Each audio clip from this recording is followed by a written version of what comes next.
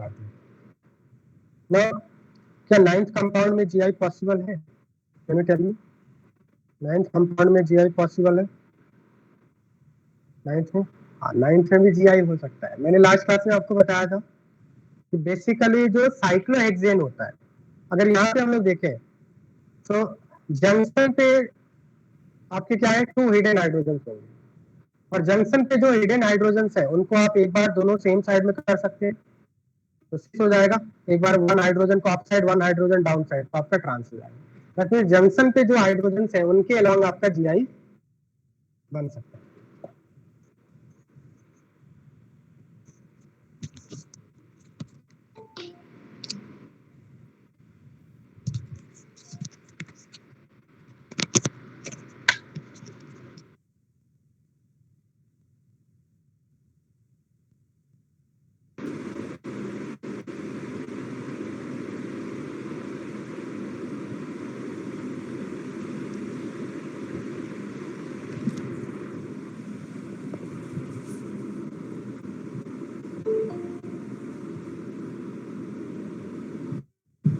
Okay, सो junction के अलावा आपका जीआई पॉसिबल हो सकता है। वॉइस आ रही है आप सभी को? Voice is clear?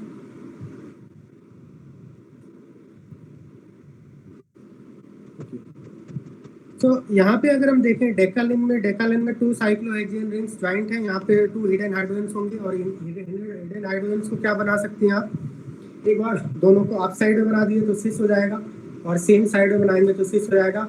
1 up side another down side, तो आपका क्या हो जाएगा, transfer. Here also in 9th compound GI is possible. अगर हम साइक्लोहेक्सेन की बात करें, मैंने आपको बताया था साइक्लोहेक्सेन नॉन प्लेनर होता है। साइक्लोहेक्सेन अगर हम देखें, जैसे cyclohexane, cyclohexane is not planar. इसका जो एक्चुअल स्ट्रक्चर होता है नॉन प्लेनर होता है, इस तरह से लास्ट क्लास में बताया था मैंने आपको। This is called chair form. Cyclohexane के अदर नॉन प्लेनर फॉर्म्स भी पाए जाते हैं, अदर नॉन प्लेनर स्ट्रक्चर्स भी होते हैं, बट इससे मोस्ट स्टेबल स्ट्रक्चर होता है चेयर फॉर्म। हम लोग इसी चैप्टर में पढ़ेंगे साइक्लोहेक्सेन के टोटल 4 डिफरेंट स्ट्रक्चर्स में एग्जिस्ट करता है साइक्लोहेक्सेन, जिसमें से मोस्ट स्टेबल स्ट्रक्चर है chair form. So it is a non planar. Cyclohexane is non planar. बात समझ में आ रहा है आपको? तो अगर आपके पास 2 साइक्लोहेक्सेन मॉलिक्यूल्स हैं इस तरह से, जो डेकालिन था आपका, तो डेकालिन में आपके क्या है, जंक्शन पे 2 हाइड्रोजन है। एक बार आप दोनों को सेम साइड में कर दीजिए, अप साइड में 6 बन जाएगा। एक बार आप 1 हाइड्रोजन अप कर दीजिए, अनदर हाइड्रोजन डाउन कर दीजिए, तो ट्रांस बन सकता है। अगर हम इसका एक्चुअल स्ट्रक्चर ड्रॉ करें तो कुछ इस तरह से बनेगा। ये आपका एक साइक्लोहेक्सेन हो गया और ये आपका दूसरा साइक्लोहेक्सेन हो गया। दोनों ही नॉन प्लेनर है। दोनों हाइड्रोजन को हमने क्या किया, 180 पे कर दिया, तो ये आपका क्या हो गया, ट्रांसफॉर्म हो गया। और यहाँ पे क्या कर दिया हमने, जब हम लोग साइक्लोहेक्सेन का एक्चुअल स्ट्रक्चर डिटेल में पढ़ेंगे वहाँ पे ज़्यादा अच्छे समझ में आएगा आपको। और सेकंड कंपाउंड में अगर हम देखें तो 2 cyclohexane rings are there. There are 2 cyclohexane rings. इनको इस तरह से भी कर सकते हैं, और इसमें यहाँ पे दोनों हाइड्रोजन सेम साइड में आ रहे हैं, इसको क्या बोलेंगे हम लोग, सिस बोलेंगे। So this is cis decalin and this is trans decalin. बात समझ में आ रहा है आप सभी को? साइक्लोहेक्सेन प्लेनर नहीं होता है, नॉन प्लेनर स्ट्रक्चर होता है। तो यहाँ पे जो हमने कंपाउंड बनाया है, this compound decalin, this is decalin structure. These are the 2 ring junctions, bridge head carbon. ये आपका क्या है, बाईसाइक्लो कंपाउंड है। एक बार आप दोनों हाइड्रोजन को सेम साइड कर देंगे, सिस एंड ट्रांस। क्या इतनी बात समझ में आ रहा है आपको? So there are 2 stereoisomers of decalin, this compound. Is it clear?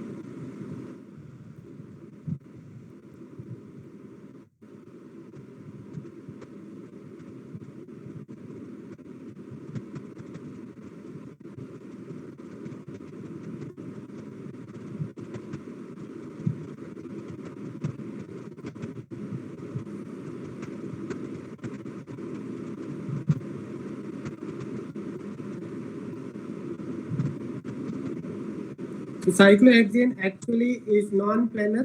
It is not planar. It exists like this, chair form.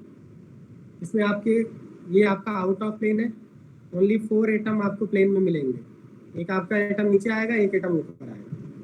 Maximum 4 atom he plane में होते हैं। बात समझ में आ रहा है आपको? Clear? Right, only 4 atoms are there in one plane, these 4 atoms. Okay, तो GI आपका हमने डिस्कस कर लिया। GI is possible along C double bond C, GI is possible along C double bond N, GI is possible along N double bond N, and GI is possible along ring. 4 different cases हमने देखा। Now 5th case हम लोग देखेंगे, ring along sp3 iodised carbon. Ring में हमने sp3 iodised carbon के along GI देखा। जैसे यहाँ पे जो भी हम लोग स्ट्रक्चर देखा है, ये sp3 कार्बन के अलोंग GI देखा हमने। क्या रिंग में अगर डबल बॉन्ड है तो क्या रिंग के अंदर अगर डबल बॉन्ड है तो वहां पे भी GI पॉसिबल हो सकता है? ये तो हमने sp3 कार्बन के अलोंग लिखा है ना। This is along to sp3 hybridized atom in, वो एडजेसेंट भी हो सकते हैं या नॉन एडजेसेंट हो सकते हैं। जैसे यहाँ पे एडजेसेंट है, बट यहाँ पे नॉन एडजेसेंट एटम्स है। along sp3 carbon in ring GI is possible. But अगर डबल बॉन्ड है रिंग के अंदर तो वहां पे भी GI पॉसिबल हो सकता है, बन सकता है। राइट, तो नेक्स्ट केस हम लोग देखेंगे, case 5, GI along double bond in ring, GI along double bond in ring. अब इसमें कंडीशन ये है कि in ring structure GI along double bond in ring is possible only if size of the ring is at least 8 membered। Ring की size कितनी होनी चाहिए? At least 8 membered होनी चाहिए, तो आपकी डबल बॉन्ड की फॉर्म GI हो सकती है रिंग के अंदर। अगर 8 से कम है नंबर ऑफ कार्बन एटम्स तो GI पॉसिबल नहीं होगा। ये बात समझ में आ रहा है आपको? इसका रीजन बताऊंगा मैं। तो GI along double bond in ring is only possible if the size of the ring is at least 8 membered, right? So we can say that no GI in cycloalkene up to 7 carbon atom, up to 7 carbon atoms कोई भी GI possible नहीं है। तो इसको देखते हैं ऐसा क्यों हो रहा है। सपोज मान लिया हमने एक साइक्लोब्यूटीन बना रहे हैं। साइक्लोब्यूटीन, क्या इसमें रिंग के अंदर डबल बॉन्ड के अलोंग GI पॉसिबल हो सकता है? अभी जो प्रेजेंट सिचुएशन में बना है ये कौन से फॉर्म में है? हिडन हाइड्रोजन अगर आप बनाएंगे तो सिस फॉर्म में, राइट? क्या इसका आप ट्रांस बना सकते हैं? क्या इसका आप ट्रांस बना सकते हैं? एक बार ट्रांस बना के देखते हैं हम लोग। ये आपका हो गया हाइड्रोजन, हाइड्रोजन 180 डिग्री पे लिया है और कार्बन इस तरह से हो जाएंगे। मुझे बताइए क्या ये स्टेबल होगा? मतलब अगर ट्रांस पे लेके आना है तो रिंग पे ट्विस्ट करना पड़ेगा, राइट? और ट्विस्ट करेंगे तो क्या हो जाएगा? This is not stable. आप देख सकते हैं प्रॉब्लम में है। ये क्या कर दिया हमने? रिंग को ट्विस्ट कर दिया। ट्विस्ट करने से क्या होता है? एंगल स्ट्रेन बढ़ जाता है, मॉलिक्यूल के अंदर स्ट्रेन बढ़ जाएगा, रिपल्शन बढ़ जाएगा। अगर आपने ट्विस्ट किया तो रिपल्शन बढ़ जाएगा, तो स्टेबल नहीं है। तो क्या 4 मेंबर्ड रिंग में अगर डबल बॉन्ड है तो डबल बॉन्ड के अलोंग GI हो सकता है 4 मेंबर्ड रिंग में? नॉट पॉसिबल, 4 मेंबर्ड रिंग में नहीं होगा। एक बार 5 मेंबर्ड रिंग में देखते हैं।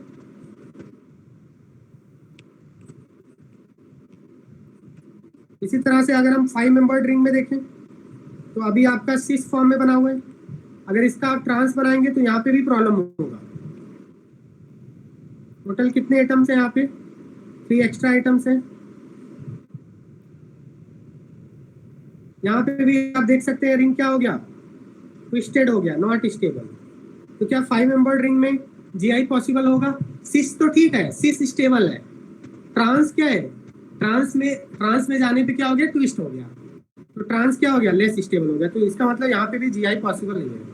क्या इतनी बात समझ में आ रहा है? तो सिस फॉर्म में हाइड्रोजन कंफर्टेबल होते हैं, अदर एटम्स कंफर्टेबल होते हैं। तो सिस फॉर्म में, रिंग सिस फॉर्म में इजीली बन जाता है। ट्रांस फॉर्म अगर इसका बनाना है तो ट्विस्ट करना पड़ेगा। ट्विस्ट करने से एंगल स्ट्रेन बढ़ जाता है, मॉलिक्यूल के अंदर रिपल्शन बढ़ जाता है। तो ट्रांस फॉर्म स्टेबल नहीं होगा 4 मेंबर्ड 5 मेंबर्ड में।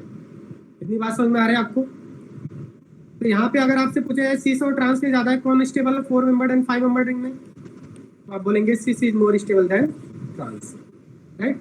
अब अगर हम 6 मेंबर्ड रिंग की बात करें तो 6 मेंबर्ड रिंग में भी यहाँ पे सपोज ये Cl आपके क्या है, दोनों सिस फॉर्म में सेम साइड में है तो सिस फॉर्म हो गया। अगर यहाँ पे भी हम लोग ट्रांसफॉर्म बनाए तो इधर भी आपके स्ट्रेन दिख रहा होगा, अगेन रिंग को ट्विस्ट करना पड़ेगा। बट अगर 8 मेंबर्ड हो जाए दैट मीन्स हम लोग number of carbon atoms increase कर रहे हैं। अगर 8 मेंबर्ड रिंग हो जाएगा, अगर 8 मेंबर्ड रिंग हो जाएगा तो नंबर ऑफ कार्बन एटम्स बढ़ चुके हैं, और जब नंबर ऑफ कार्बन एटम्स बढ़ेंगे तो रिंग में फ्लेक्सिबिलिटी आएगी। बात समझ में आ रहा है? और नंबर ऑफ कार्बन एटम्स अगर काफी ज्यादा हो गए तो ट्विस्ट करना इजी होगा। ये बात समझ में आ रहा है आपको? जैसे यहाँ पे number of carbon atoms come थे तो ट्विस्ट करने से एंगल स्ट्रेन बढ़ रहा है, ट्विस्ट करना डिफिकल्ट है। अगर रिंग की साइज कम है तो उसको ट्विस्ट करना डिफिकल्ट है। जैसे जैसे रिंग की साइज बढ़ती है नंबर ऑफ कार्बन एटम्स बढ़ते आते हैं। जैसे यहाँ पे अगर हम देखें double bond except double bond, कितने कार्बन है यहाँ पे? 2 कार्बन। तो 2 कार्बन को ट्विस्ट करना थोड़ा डिफिकल्ट है। यहाँ पे 3 कार्बन है, 3 कार्बन को भी ट्विस्ट करना थोड़ा सा इजियर होगा, बट ये भी स्टेबल नहीं होगा। यहाँ पे आपके 4 एक्स्ट्रा कार्बन थे, यहाँ पे भी ट्विस्ट करना आपको डिफिकल्ट होगा। बट अगर यहाँ पे number of carbon atoms in दोनों के बीच में 3 and 3 6 हो जाए, नंबर ऑफ कार्बन एटम्स बढ़ गए, नंबर ऑफ कार्बन एटम्स अगर बढ़ गए तो उनको ट्विस्ट करना इजी हो जाएगा। रिंग की साइज बढ़ गई और रिंग की साइज बढ़ जाएगी तो उनको ट्विस्ट करना इजी होगा। तो 8 मेंबर्ड रिंग में ट्रांसफॉर्म बन सकता है। 8 मेंबर्ड रिंग से नीचे अप टू 7 मेंबर्ड रिंग उसका ट्रांसफॉर्म स्टेबल नहीं होता है। बात समझ में आ रहा है आपको? So GI along double bond in ring is only possible when the size of the ring is at least 8 membered ring.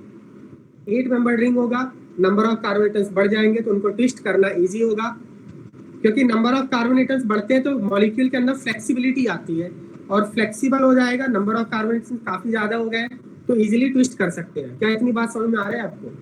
तो 8 और 8 से ऊपर क्या 9 मेंबर्ड रिंग में ट्रांस बनेगा? अगर 8 में बन गया तो 9 में भी बनेगा, 10 में भी बनेगा, 11 में, उसमें तो और भी इजी होगा। तो 8 से ऊपर जीआई पॉसिबल होगा डबल बॉन्ड के लॉन्ग। मैं डबल बॉन्ड के लॉन्ग बोल रहा हूँ। अगर हम बात करें क्या 3 मेंबर्ड रिंग में जीआई हो सकता है? हाँ हो सकता है, बट डबल बॉन्ड के लॉन्ग नहीं, sp3 कार्बन के लॉन्ग हो सकता है। यहाँ पे हम लोग डबल बॉन्ड के लॉन्ग पढ़ रहे हैं। आई होप आपको समझ में आ रहा होगा। So no GI in cycloalkene up to 7 carbon atom, right? 7 से ऊपर होनी चाहिए तो ही जीआई पॉसिबल होगा। So this is not stable, this is stable, and others are not stable. Sir यहाँ पे जो सिग्मा बॉन्ड है वो डबल बॉन्ड को क्रॉस कर रही है या ऊपर है इनसे? ऊपर है, क्रॉस नहीं कर रहा, ऊपर है। ठीक है, क्रॉस नहीं कर रहा, ऊपर है, 3D है, 3D है, 3D क्रॉस नहीं कर रहा। ठीक है, ऐसे में पाई बॉन्ड कैसे बने? पाई बॉन्ड तो ब्रेक हो जाएगा ना फिर। हाँ sir.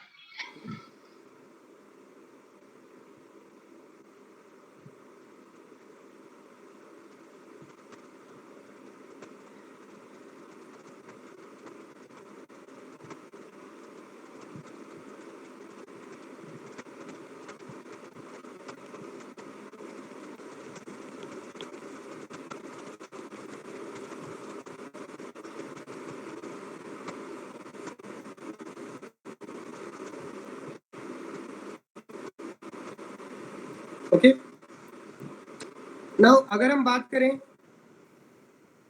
4 membered and 5 membered ring में तो सिस एंड ट्रांस में ज्यादा स्टेबल कौन है? ऑफ कोर्स सिस ज्यादा स्टेबल है, क्योंकि ट्रांस तो बन ही नहीं रहा है। अगर हम 8 मेंबर्ड रिंग में बात करें तो 8 मेंबर्ड रिंग में ट्रांस बना है, किसी तरह से बना है, समहाउ ट्रांस बन गया है। ज्यादा स्टेबल कौन होगा? अभी भी ट्रांस ज्यादा स्टेबल होगा। ठीक है, तो C8 से C12, C8 से नीचे तो सिस ट्रांस बनता ही नहीं है, 8 से स्टार्ट होता है। तो 8 मेंबर्ड रिंग से 12 मेंबर्ड रिंग तक सिस ज्यादा स्टेबल होगा ट्रांस से, क्योंकि ट्रांस बनाने पे स्ट्रेन आ जाता है, रिंग को ट्विस्ट करना पड़ता है, इसलिए सिस ज्यादा स्टेबल होता है ट्रांस से। 14 मेंबर्ड रिंग में cis trans almost equal stable होते हैं, और 13 से ज्यादा 14 member and 14 member onward trans ज्यादा स्टेबल होता है सिस से। ट्रांस ज्यादा, यहाँ पे सिस क्यों स्टेबल है ये तो आपको समझ में आ रहा होगा, क्योंकि ट्रांस से प्रॉब्लम हो रहा है, रिंग को ट्विस्ट करना पड़ रहा है। 14 से ऊपर ट्रांस क्यों ज्यादा स्टेबल है? क्योंकि ट्रांस में क्या होता है, जो अदर ग्रुप्स हैं जैसे आर ये ग्रुप्स हैं, ये क्या होंगे, रिपल्शन इनमें कम हो जाता है।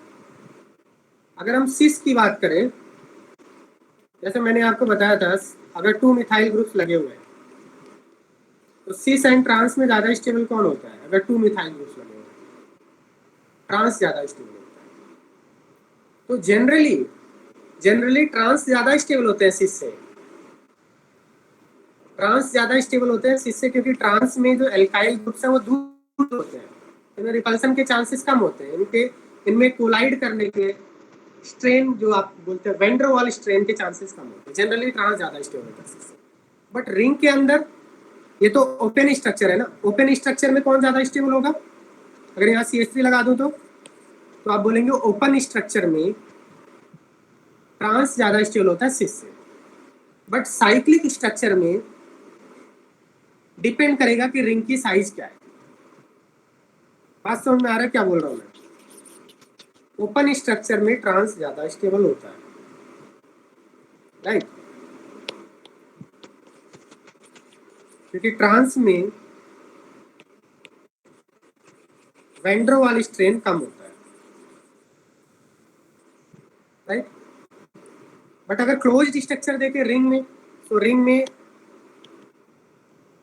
from 8 member to 12 member cis will be more stable than trans, 13 member cis and trans equally stable, 14 member onward trans ज्यादा स्टेबल होगा cis से, क्योंकि जब नंबर ऑफ कार्बन एटम्स बढ़ जाएंगे तो उनको ट्विस्ट करना इजी हो जाएगा, और जब ट्विस्ट करना इजी हो जाएगा तो ट्रांस वाले दूर दूर होंगे, ज्यादा स्टेबल होंगे।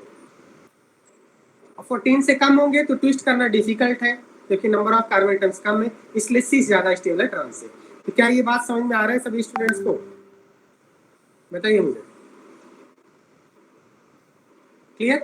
सो कंक्लूजन क्या है कि GI along ring, GI along double bond in ring is possible only if size of the ring is at least 8 membered ring। बताइए यहाँ पे इस कंपाउंड में GI पॉसिबल है? एक बार यहाँ पे काउंट कीजिए कितने कार्बन एटम है, 8 है तो GI हो सकता है। बात समझ में आ रहा है आपको? 8 है तो यहाँ पे GI हो जाएगा। नेक्स्ट में बताइए, फोर्थ में GI होगा, ये 10 मेंबर्ड रिंग है, 8 से ऊपर हो जाएगा, राइट। और इसमें रिंग के अलॉन्ग भी होगा, डबल बॉन्ड के अलॉन्ग भी होगा, और क्या आप sp3 कार्बन के अलॉन्ग भी बना सकते हैं? एक बार दोनों मिथाइल ऊपर कर देंगे सिस हो जाएगा, एक बार एक को ऊपर एक को नीचे, तो इसका मतलब यहाँ पे डबल बॉन्ड के अलॉन्ग भी हो सकता है और sp3 कार्बन के अलॉन्ग भी हो सकता है। थर्ड में बताइए, थर्ड आपका 10 मेंबर्ड रिंग है, 8 से ऊपर हो जाएगा। फिफ्थ में बताइए, फिफ्थ में भी हो जाएगा, बट फिफ्थ में क्या, फिफ्थ में डबल बॉन्ड के अलॉन्ग होगा या फिर sp3 हाइब्रिडाइज्ड कार्बन के अलॉन्ग होगा? यहाँ पे ये sp3 हाइब्रिडाइज्ड कार्बन और बोथ, अरे डबल बॉन्ड के अलॉन्ग,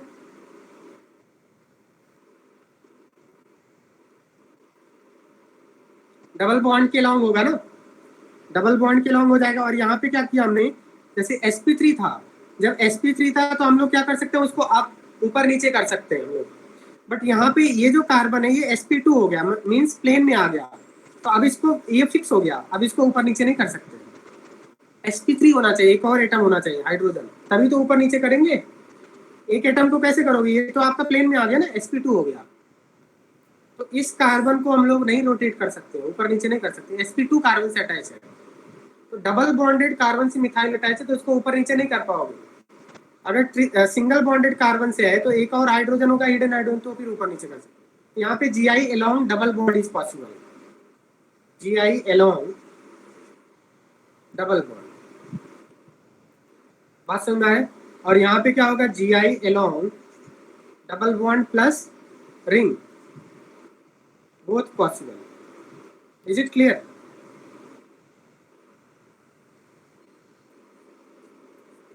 नेक्स्ट देखिए, 6 में बताइए GI पॉसिबल होगा 6 कंपाउंड में, GI is possible in 6 compound.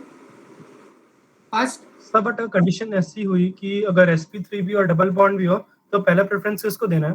पहला प्रेफरेंस कुछ नहीं होता है, दोनों को अलॉन्ग होगा, ऐसा कोई फर्स्ट प्रेफरेंस सेकंड प्रेफरेंस नहीं है। अगर sp सपोज मान लिया इस तरह से, आपका ये आपका 8 मेंबर रिंग है, तो डबल बॉन्ड के अलॉन्ग सिस ट्रांस बना सकते हो, और मान लिया यहाँ पे 2 CH3 ग्रुप लगे हुए हैं, तो CH3 को भी तो अप डाउन कर सकते हो ना, एक बार दोनों CH3 ऊपर, एक बार एक CH3 ऊपर, एक CH3 नीचे। तो आप sp3 कार्बन के अलॉन्ग भी GI बना सकते हैं और डबल बॉन्ड के अलॉन्ग भी GI बना सकते हैं। प्रेफरेंस वगैरह कुछ नहीं होता है, यहाँ पे दोनों के अलॉन्ग GI बनेगा। Clear? Okay sir, thank you. हाँ, 6 में बताइए GI होगा। 6 में ये तो आपका 6 मेंबर्ड रिंग है, 6 मेंबर्ड रिंग में GI होगा? 6 मेंबर्ड रिंग में GI नहीं होता है, 8 से 8 या 8 से ज्यादा होना चाहिए, बट यहाँ पे GI होगा। अब GI कैसे होगा? तो GI is possible along ring. GI is possible along ring, not along double bond. GI is possible along ring.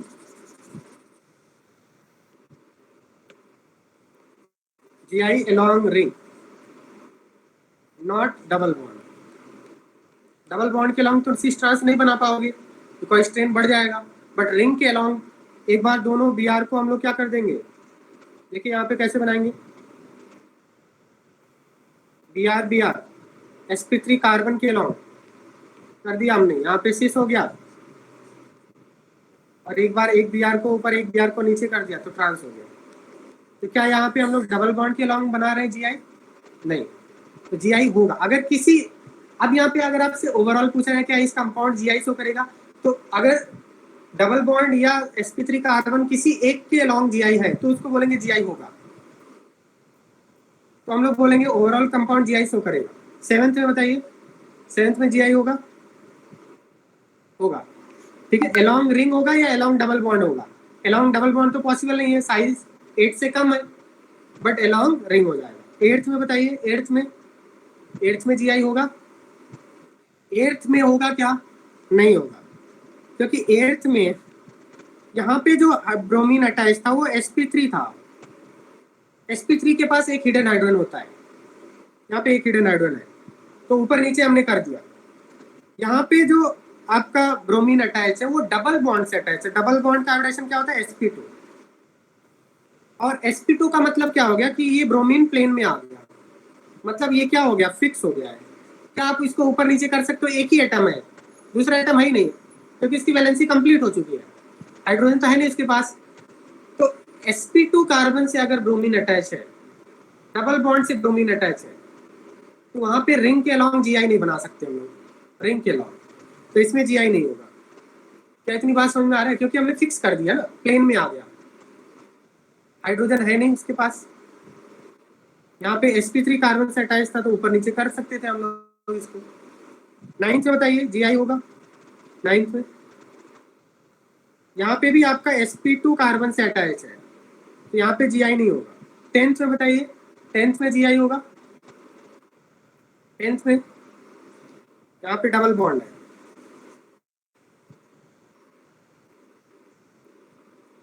Tenth में GI होगा, तो यहाँ पे हमने इसको फिक्स कर दिया। 2 sp3 वाले होना चाहिए ना, एक sp3 से काम नहीं चलेगा, तो इसके रिस्पेक्ट में बनाएंगे सिस ट्रांस, एक से काम नहीं होगा, राइट।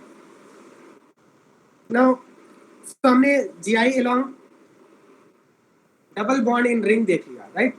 अब हम लोग देखेंगे GI in allene, GI in allene, spiro compound and cycloalkylidene. अगर हम एलीन की बात करें, व्हाट आर एलीन्स, इसके पहले भी मैंने बताया था। एलीन का मतलब होता है अगर किसी कंपाउंड में एडजेसेंट कार्बन से डबल बॉन्ड है, डबल डबल डबल इस तरह से एडजेसेंट कार्बन से डबल बॉन्ड है, तो इसको एलीन बोलते हैं, एलीन। तो एलीन में भी GI हो सकता है। स्पाइरो कंपाउंड क्या होते हैं? अगर 2 रिंग्स कनेक्टेड है एक दूसरे से लाइक दिस, ये इसको स्पाइरो कंपाउंड बोलते हैं। 2 रिंग्स कनेक्टेड है तो इसको स्पाइरो बोलते हैं। बात समझ में आ रहा है? एंड साइक्लोएल्काइलिडीन, साइक्लोएल्काइलिडीन का मतलब है एक साइक्लिक रिंग और एक एल्कीन, इसको बोलते हैं साइक्लोएल्काइलिडीन। दिस इज साइक्लोएल्काइलिडीन, इसमें एक साइक्लिक रिंग है और एक इन आ रहा है, ene means double bond. This is called spiro compound, this is also cycloalkylidene. और अगर किसी कंपाउंड में एडजेसेंट एटम पे डबल बॉन्ड है तो उसको हम लोग बोलते हैं एलिन बोलते हैं। So GI is possible in allene, spiro and cycloalkylidene also, but उसके लिए कंडीशन है कि जो डबल बॉन्ड है, डबल बॉन्ड इवन नंबर में होने चाहिए। डबल बॉन्ड कैसे होना चाहिए? Even number. अगर इवन नंबर में डबल बॉन्ड है तो जीआई नहीं होगा, अगर ऑड है तो जीआई हो सकता है। इवन डबल बॉन्ड में जीआई नहीं होता है, ऑड में जीआई हो सकता है। इसका क्या मतलब है? तो बेसिकली जो एलिन होता है, allene is a compound containing adjacent double bonds. The simplest allene is one two propadiene. इस तरह से दिस इज कॉल्ड एलिन। आप यहाँ पे देख सकते हैं सेंट्रल कार्बन से दो डबल बॉन्ड है, एक राइट साइड में एक लेफ्ट साइड में। ऐसे कंपाउंड को हम लोग जिसमें एडजेसेंट कार्बन से डबल बॉन्ड होते हैं, ऐसे कंपाउंड को एलिन बोलते हैं। एलिन में भी जीआई हो सकता है, बट उसकी कंडीशन कि ऑड डबल बॉन्ड होने चाहिए। तो इवन वाले में क्यों नहीं होता है? क्योंकि इवन में क्या होते हैं, जो मॉलिक्यूल होते हैं पाई बॉन्ड्स वो एक दूसरे के परपेंडिकुलर होते हैं। जैसे यहाँ पे अगर हम इस कंपाउंड को देखें तो यहाँ पे इस कंपाउंड में टोटल कितने डबल बॉन्ड है? 2 डबल बॉन्ड है। My question is this molecule planar? अगर ये प्लेनर है तो ही जीआई होगा। Is this molecule planar? That means यहाँ पे जो टर्मिनल, ये जो आपके टर्मिनल ग्रुप्स हैं, क्या ये दोनों सेम प्लेन में है? अगर सेम प्लेन में होंगे तो ही जीआई होता है। क्या ये सेम प्लेन में है? एक बार देखते हैं, हम लोग चेक करते हैं। अगर ये मॉलिक्यूल कंप्लीटली फ्लैट है, प्लेनर है, तो ही जीआई होगा। यहाँ पे बताइए सेंट्रल एटम की हाइब्रिडाइजेशन क्या है? sp। साइड एटम की हाइब्रिडाइजेशन क्या है? sp2। इसकी भी हाइब्रिडाइजेशन क्या है? sp2। मैंने इस एक्सिस को माना है x एक्सिस, एक्सिस को x एक्सिस माना है। तो ये जो आपका sp है, सेंट्रल कार्बन की बात करें तो इसने लीनियर स्ट्रक्चर बनाया है। उसमें कौन कौन से ऑर्बिटल इसने यूज किया होगा हाइब्रिडाइजेशन में, सो दैट लीनियर स्ट्रक्चर बन जाए? क्योंकि ये मॉलिक्यूल एक्स एक्सिस के अलॉन्ग है तो डेफिनेटली इसने px यूज किया होगा सिग्मा बॉन्ड के लिए। सिग्मा बॉन्ड ही डिसाइड करता है structure, geometry sigma bond decide करता है। तो यहाँ पे इस कार्बन के लिए अगर हम देखें तो इसके जो दो सिग्मा बॉन्ड वो s और px ऑर्बिटल से बने होंगे। That's why it is molecule is along x axis and this is linear geometry form कर रहा है। तो इसके जो दो सिग्मा बॉन्ड्स हैं वो s और px के कॉम्बिनेशन से बने होंगे। क्या इतनी बात समझ में आ रहा है? तभी ये x एक्सिस के अलॉन्ग होगा ना मॉलिक्यूल, राइट? नाउ अब अगर हम इस कार्बन की बात करें तो ये कार्बन 2 पाई बॉन्ड बना रहा है, और पाई बॉन्ड कैसे बनते हैं? लेटरल ओवरलैप से बनते हैं। मतलब अभी तक मैंने सिग्मा बॉन्ड की बात की, तो सिग्मा बॉन्ड कैसे बना? एक s और एक px से बना। पाई बॉन्ड कैसे बना होगा? अगर हम इस साइड वाले पाई की बात करें तो इसका px तो सिग्मा बॉन्ड बना दिया, तो py हो सकता है py पाई बॉन्ड बना रहा हो, px ने तो सिग्मा बॉन्ड बना लिया। तो इस तरह से py के ओवरलैप से पाई बॉन्ड बना होगा। बात समझ में आ रहा है? तो मैं इसको ऐसा लिख देता हूँ, यहाँ पे जो पाई बॉन्ड बना है ये कौन से ऑर्बिटल के ओवरलैप से बना है? py। अब इस कार्बन की अगर बात करें तो इस कार्बन का एक px यूज हो गया सिग्मा बॉन्ड बनाने के लिए, ये आपका 2 सिग्मा बॉन्ड बनाने के लिए लीनियर ज्योमेट्री के लिए। py यूज हो गया आपका पाई बॉन्ड बनाने के लिए साइड वाले एटम से। इस कार्बन के पास एक और पाई बॉन्ड बना रहा है, वो पाई बॉन्ड कैसे बनाया होगा? py यूज हो गया दूसरे साइड में, एक pz बचा है इसके पास। तो इसका मतलब ये जो पाई बॉन्ड है ये pz के कॉम्बिनेशन से बना होगा। मींस अगर एक इस तरह से कॉम्बिनेशन से py के कॉम्बिनेशन से इस तरह से बन रहा है पाई बॉन्ड, तो दूसरा जो पाई बॉन्ड बना होगा वो परपेंडिकुलर होगा। बात समझ में आ रहा है? दूसरा पाई बॉन्ड परपेंडिकुलर होगा। अगर ये xy है तो ये yz होगा। क्लियर? सो 2 पाई बॉन्ड सेम डायरेक्शन में नहीं हो सकते हैं। अगर इस कार्बन ने एक py यूज करके ये पाई बॉन्ड बना लिया तो इस साइड में भी py यूज करके नहीं बना सकता, क्योंकि इसके पास एक ही py है। बात समझ में आ रहा है? तो एक पाई बॉन्ड अगर py से बना है तो दूसरा पाई बॉन्ड जो एडजेसेंट है वो pz से बना होगा। दैट मीन्स दोनों पाई बॉन्ड एक दूसरे के परपेंडिकुलर है, इस तरह से परपेंडिकुलर है। अब मैं अगर इस कार्बन की बात करूं तो इस कार्बन के पास 3 सिग्मा बॉन्ड्स हैं, 3 सिग्मा बॉन्ड्स है, राइट। और पीजेड से तो पाई बॉन्ड बन गया, तो कौन कौन से इसके पास ऑर्बिटल्स रह गए? पीजेड ने तो पाई बॉन्ड बना लिया। तो यहाँ पे जो sp2 हाइब्रिडाइजेशन है, sp2 हाइब्रिडाइजेशन से किस टाइप की ज्योमेट्री बनती है? ट्राइगोनल प्लेनर ज्योमेट्री बनती है। तो इसके पास s plus P Y plus P Z, मतलब यहाँ पे जो सिग्मा बॉन्ड्स होंगे वो कौन कौन से ऑर्बिटल के हाइब्रिडाइजेशन से बने होंगे, ओवरलैप से बने होंगे? बताइए। पी वाई पीजेड तो यूज हो गया पाई बॉन्ड बनाने में, तो पी एक्स और पी वाई के कॉम्बिनेशन से बने होंगे ये सिग्मा बॉन्ड्स। बात समझ में आ रहा है? sp2 हाइब्रिडाइजेशन से बनते हैं। तो इसका मतलब ये जो आपका X H N C L है, ये कौन से प्लेन में होंगे? एच एन सी एल कौन से प्लेन में होंगे? इसने एक्स वाई प्लेन बनाया है, एक्स वाई प्लेन। कौन सा प्लेन बनाया है? X Y plane, because P X और पी वाई के कॉम्बिनेशन से बना है। तो trigonal planar geometry sigma bond decide करता है, सिग्मा बॉन्ड बनाए पी एक्स पी वाई से, तो एक्स वाई प्लेन बनाएगा ये। और पीजेड ने तो पाई बॉन्ड बना लिया, पीजेड ने पाई बॉन्ड बना लिया इस तरह से। अब अगर मैं इन दोनों HCl की बात करूं, क्या ये दोनों भी XY प्लेन में है? यही मेरा क्वेश्चन था। अगर ये दोनों भी XY प्लेन में है तो देखते हैं एक बार। अब अगर हम यहाँ पे बात करें, राइट साइड वाले टर्मिनल कार्बन की बात करें, तो इसने एक PY यूज कर लिया पाई बॉन्ड बनाने में। इस कार्बन ने एक PY यूज किया पाई बॉन्ड बनाने। अब इसको एक ट्राइगोनल प्लेनर ज्योमेट्री बनाना है, जिसके लिए sp2 हाइब्रिडाइजेशन होना चाहिए। तो py तो यूज हो गया पाई बॉन्ड बनाने, तो सिग्मा बॉन्ड कौन कौन से ऑर्बिटल के ओवरलैप से बना होगा बताइए? s प्लस py तो यूज हो गया पाई में, px प्लस pz।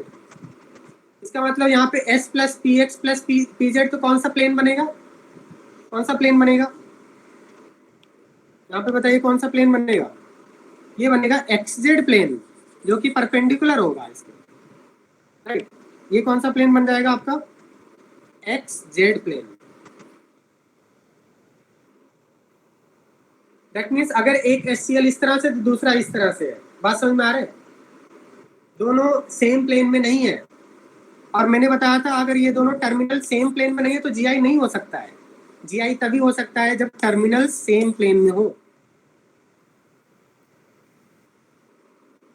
क्योंकि एक दूसरे के परपेंडिकुलर हो गए तो क्या आप डिस्टेंस चेंज कर पाओगे?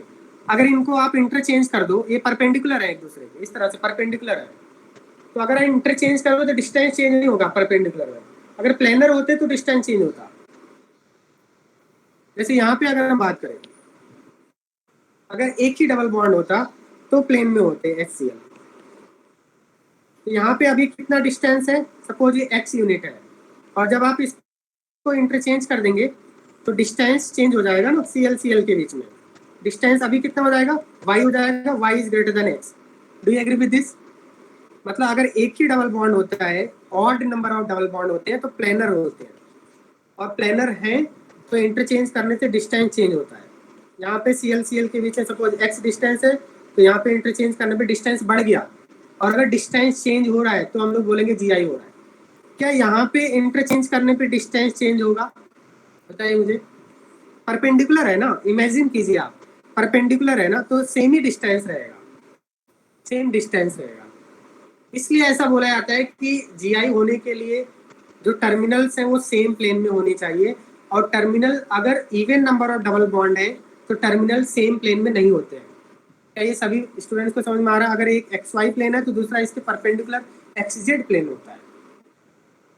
Is it clear to all of you? तो अगर इवन डबल बॉन्ड है तो GI पॉसिबल नहीं होगा, अगर ऑड डबल बॉन्ड है तो GI पॉसिबल होगा।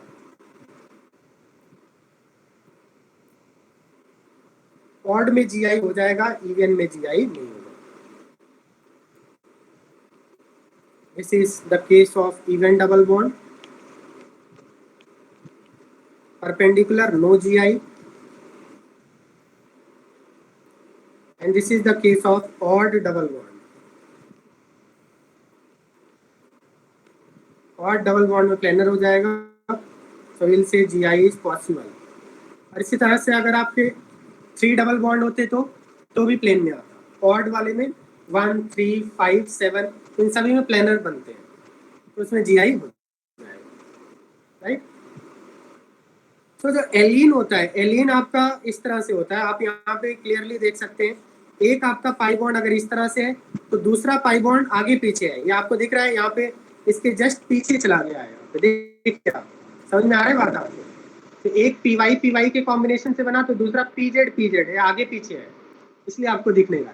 तो यहाँ पे देखिए एच एच ये इस तरह से प्लेन में है, तो दूसरा एच एच ऐसा प्लेन में है, बात समझ में आ रहा है। देखिए यहाँ पे आगे, यहाँ पे डैश लाइन का मतलब होता है पीछे जा रहा है, और ये सॉलिड लाइन का मतलब आगे आ रहा है, बात समझ में आ रहा है। तो अगर आपका एक इस तरह से है तो दूसरा प्लेन किस तरह से बनेगा, इस तरह से बनेगा सामने, बात समझ में आ रहा है। तो 2 हाइड्रोजन इस तरह से है, तो बाकी के 2 हाइड्रोजन इस तरह से होंगे आगे पीछे। तो एलियंस में अगर इवन डबल बॉन्ड है तो जीआई नहीं होगा। क्या यहाँ तक बात समझ में आ रहा है आप सभी को? See, these hydrogens are not in same plane. So stereochemistry, this is also called as cumulines. इसको cumulines भी बोलते हैं। तो cumulines में क्या होता है, अगर आपके ऑड है 1, 2, 3, तो इसमें इस तरह से होता है, सपोज ये प्लेनर है, परपेंडिकुलर प्लेनर परपेंडिकुलर प्लेनर ऐसा होता है। इसमें कितने डबल बॉन्ड दिख रहे हैं आपको? 1, 2, 3, 3 डबल बॉन्ड है। 3 का मतलब ऑड, तो ऑड वाले क्या हो जाएंगे, सेम प्लेन में आ जाएंगे, planar perpendicular planar perpendicular planar. That means यहाँ पे आपके सपोज एक्स वाई प्लेन है, तो येलो वाले एक्स वाई प्लेन में होंगे, और ये ए बी भी एक्स वाई प्लेन में होगा, प्लेनर परपेंडिकुलर प्लेनर। बात समझ में आ रहा है आपको? ये एक्स वाई हो गया, ये वाई जेड हो गया, ये एक्स वाई हो गया, ये वाई जेड हो गया, ये एक्स वाई हो गया, ऐसा होता है। यहाँ पे देखिए आप, planar perpendicular planar perpendicular planar, इस तरह से देखिए आप, planar perpendicular planar perpendicular planar. Clear? तो अगर इवन डबल बॉन्ड है, इवन डबल बॉन्ड में जीआई नहीं होगा, क्योंकि मॉलिक्यूल आपका हो जाता है नॉन प्लेनर। अगर ऑड डबल बॉन्ड है तो जीआई हो सकता है, हो सकता है। कब होगा? जब टर्मिनल्स पे डिफरेंट ग्रुप भी होने चाहिए।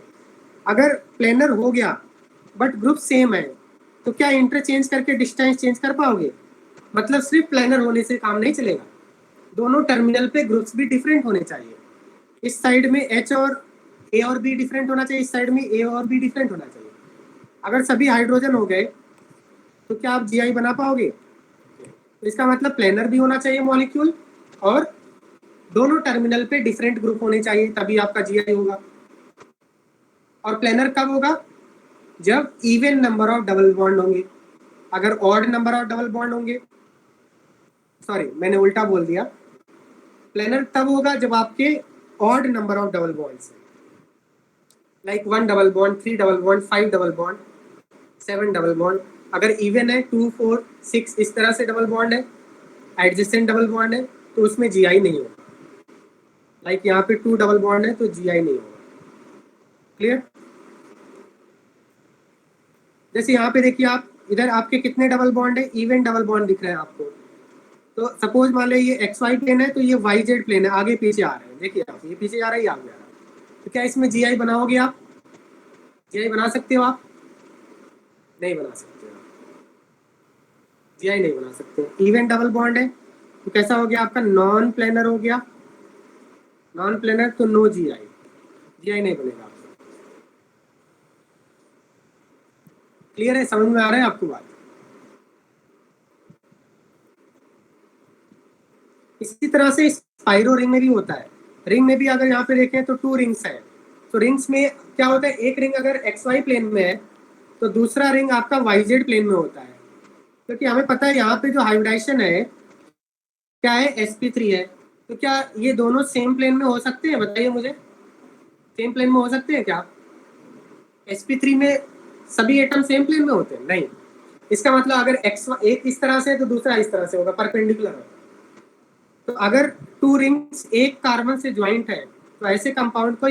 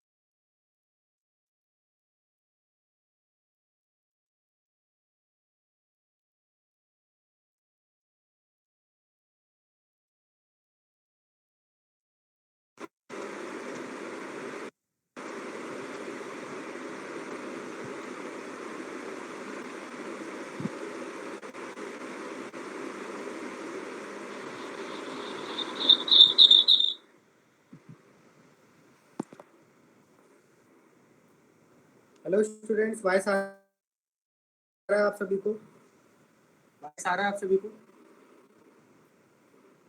हेलो स्टूडेंट्स, वॉइस आ रहा है क्या?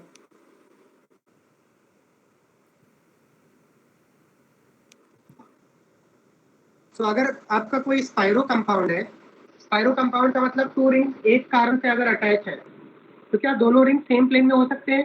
क्योंकि सेंट्रल कार्बन का आयोडाइजेशन जो जंक्शन पे आयोडाइजेशन है sp3 है, और sp3 कार्बन में 2 ही आपके एटम प्लेन में हो सकते हैं, बाकी के 2 आउट ऑफ प्लेन होते हैं। तो इसका मतलब अगर एक प्लेन है तो दूसरा परपेंडिकुलर होगा। तो अब यहाँ पे क्या होता है, इस तरह से ये प्लेनर है तो दूसरा परपेंडिकुलर हो जाएगा, थर्ड प्लेनर हो जाएगा। यहाँ पे अगर कोई ग्रुप लगा हुआ है HNCl सपोज, तो सपोज ये आपका प्लेनर है, HNCl आपका प्लेनर है। प्लेनर का मतलब XY प्लेन में, तो यहाँ पे जो रिंग है वो परपेंडिकुलर हो जाएगा ऑटोमेटिकली। ठीक है, रिंग क्या हो जाएगा आपका, परपेंडिकुलर हो जाएगा। ये YZ हो जाएगा, देन अगेन ये XY हो गया प्लेनर, देन अगेन ये YZ हो जाएगा, ऐसा हो जाएगा। Planar perpendicular, planar perpendicular, then again planar, planar हो गया। तो HNCl सेम प्लेन में आए क्या? क्या यहाँ पे GI होगा? GI होगा यहाँ पे सेम प्लेन में आगे। कितने रिंग है यहाँ पे? नंबर ऑफ रिंग्स कितने हैं? ऑड। तो ऑड वाली कंडीशन मैंने बताई थी, ऑड जब होते हैं तो टर्मिनल्स प्लेन में होते हैं। अगर ऑड है तो यहाँ पे नंबर ऑफ रिंग 3 है, दैट मीन्स ऑड है। ऑड है तो इसका मतलब क्या हो गया, ये मॉलिक्यूल टर्मिनल्स प्लेनर हो गए। टर्मिनल्स प्लेनर हो गए तो यहाँ पे GI हो जाएगा।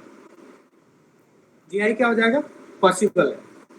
इसमें बताइए यहाँ पे इधर भी आपके क्या है, सपोज ये HCl है, ये आपका प्लेनर प्लेनर है, तो यहाँ पे जो Y होगा, जो पाई बॉन्ड बना है वो परपेंडिकुलर हो जाएगा। Planar perpendicular, planar perpendicular, planar, यहाँ पे भी GI हो जाएगा। होगा या नहीं बताइए? ये दोनों टर्मिनल सेम प्लेन में आ गए, राइट? तो यहाँ पे भी GI पॉसिबल होगा। यहाँ पे भी ऐसा ही होता है, प्लेनर परपेंडिकुलर प्लेनर होते हैं। इधर देखिए आप, प्लेनर परपेंडिकुलर होते हैं। बात समझ में आ रहा है? क्योंकि यहाँ पे जो हाइब्रिडाइजेशन है sp3 है, और sp3 के अलोंग सभी कार्बन 4 कार्बन प्लेन में नहीं हो सकते। तो एक आपका प्लेन XY है, एक इस तरह से तो दूसरा इस तरह से। बात समझ में आ रहा है? परपेंडिकुलर होते हैं। So what is rule? Odd number of combinations of spirocumulene results in planar geometry at the terminals. अगर ऑड नंबर है तो प्लेनर ज्योमेट्री होगा। जैसे यहाँ पे ये वाले, इस वाले में देखिए आप, लास्ट वाले में क्या GI होगा? इसमें मान लिया मैं H और Cl है, और यहाँ पे भी H और Cl है, क्या इसमें GI होगा? बताइए मुझे, लास्ट वाले में GI होगा? तो मान लिया ये आपका XY प्लेन है, प्लेनर, ये perpendicular, planar perpendicular, planar perpendicular हो गया। परपेंडिकुलर का मतलब ये आपका बाहर जाएगा फिर प्लेन से, अल्टरनेट होते हैं। तो ये टर्मिनल आपका XY प्लेन में, तो ये वाला टर्मिनल YZ प्लेन में हो जाएगा। तो इसका मतलब यहाँ पे GI नहीं होगा, नो GI। या फिर एग्जाम में क्या करेंगे, आपको ये प्लेनर परपेंडिकुलर करना है? नहीं, एग्जाम में क्या करना है, नंबर ऑफ रिंग काउंट करो आपसे। कितने रिंग्स है यहाँ पे? टोटल कितने रिंग्स है यहाँ पे? 4 है। 4 का मतलब इवन। तो इवन वाले GI नहीं करते हैं, बता दिया पहले मैंने, इवन नहीं होगा। ऑड वाले में हो सकते हैं। हो सकते क्यों बोल रहा हूँ? क्योंकि वापस से 2 डिफरेंट ग्रुप्स होने चाहिए, ये भी कंडीशन है। दोनों टर्मिनल पे डिफरेंट होने चाहिए। तो इवन यहाँ पे हो गया आपका, इवन हो गया तो GI नहीं होगा। ऑड है, odd number of rings, odd number of double bond, odd number of ring plus double bond, तो GI होगा। ऑड नंबर होना चाहिए, ऑड। बात समझ में आ रहा है आप सभी को? क्लियर है? जैसे यहाँ पे देखिए, यहाँ पे क्या है आपके 2 डबल बॉन्ड्स है। 2 का मतलब क्या हो गया, इवन हो गया। इवन हो गया तो सपोज ये XY प्लेन है तो ये YZ प्लेन हो जाएगा। यहाँ पे GI नहीं होगा, नो GI नहीं होगा। इसमें अगर आप देखें, यहाँ पे ऑड डबल बॉन्ड है, ऑड डबल बॉन्ड है, बताइए सर। हाँ सर साइक्लो अल्काइलिडीन का बता सकते हो क्या कि उसमें GI पॉसिबल? साइक्लो एल्काइलिडीन यहाँ पे इस वाले में, हाँ सर। साइक्लोएल्कालिडीन में भी ऐसा ही होता है। सपोज यहाँ पे HNCl है, ये आपके क्या है, प्लेनर है, मीन्स XY प्लेन में। सपोज ये HNCl XY प्लेन में, तो यहाँ पे इस कार्बन की आयोडाइजेशन sp3 है, तो बाकी के दो एटम क्या हो जाएंगे, परपेंडिकुलर हो जाएंगे। इतनी बात समझ में आ रहा है? ये XY हो गया, ये आपका प्लेन वाली आपका जो रिंग है वो YZ हो जाएगा। HNCl इस तरह से, तो रिंग आपका किस तरह से होगा, मान लिया सपोज HNCl इस तरह से, रिंग इस तरह से होगा, परपेंडिकुलर होगा। ना अगेन ये भी आपका sp3 है, सॉरी sp2 है, तो यहाँ पे जो आपका पाई बॉन्ड है, पाई बॉन्ड किधर होगा, पाई बॉन्ड आपका इस तरह से परपेंडिकुलर होगा, राइट। देन अगेन यहाँ पे क्या हो गया, प्लेनर परपेंडिकुलर प्लेनर, फिर यहाँ से वापस से परपेंडिकुलर हो गया, वापस से ये परपेंडिकुलर हो गया, देन अगेन प्लेनर प्लेनर हो गया यहाँ पे। तो आपको क्या करना है, number of ring plus double bond, number of ring plus double bond count करना। Number of ring plus double bond कितने हैं यहाँ पे, रिंग प्लस डबल बॉन्ड 3 है। 3 क्या है आपका, ऑड, तो यहाँ पे GI हो जाएगा। सिंपल सी बात है, ऑड होगा तो GI होगा, इवन है तो GI नहीं होगा। Number of double bond plus ring count करो आप, अगर ऑड है तो GI होगा, इवन है तो GI नहीं होगा। बात समझ में आ गया?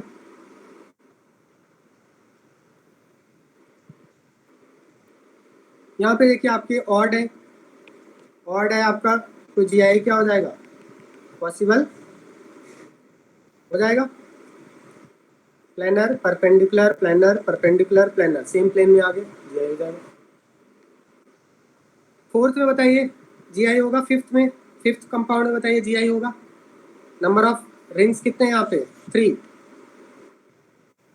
रिंग्स कितने हैं यहाँ पे, 3 का मतलब क्या है, ऑड। तो यहाँ पे और टर्मिनल्स पे चेक कर लो, आपके डिफरेंट ग्रुप्स हैं क्या टर्मिनल पे, HNCl डिफरेंट है तो GI हो जाएगा, GI पॉसिबल है। यहाँ पे बताइए GI होगा। Number of ring plus double bond count कीजिए, रिंग प्लस डबल बॉन्ड कितने हैं, 3 का मतलब planar perpendicular planar perpendicular planar, same plane में आ गया, GI हो जाएगा। यहाँ पे बताइए number of ring plus double bond कितने हैं, रिंग प्लस डबल बॉन्ड 3 का मतलब प्लेनर हो गए, टर्मिनल्स प्लेन में आ गए, टर्मिनल्स प्लेन में आ गए तो GI हो जाएगा। यहाँ पे बताइए एट्थ वाले कंपाउंड में GI होगा क्या, एट्थ वाले कंपाउंड में GI होगा, GI होगा क्या। Number of double bond and ring कितने हैं, 2 है, number of double bond plus ring कितने हैं, 2 है, तो इवन हो गए तो GI नहीं होगा। सभी स्टूडेंट्स एग्री कर रहे हैं GI नहीं होगा एट्थ वाले कंपाउंड में, number of ring plus double bond even है, एग्री कर रहे हैं आप सभी लोग।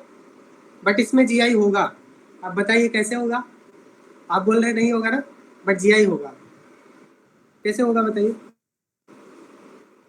नहीं sp3 वाला नहीं, GI will be possible along double bond, along only one double bond. आप सिर्फ एक डबल बॉन्ड को देखिए, तो इस डबल बॉन्ड में CH3H डिफरेंट, और ये टर्मिनल से CH3 अटैच है, ये टर्मिनल से क्या है, CH3 अटैच नहीं है, that means GI along this double bond, just concentrate on the double bond, not ring plus double bond.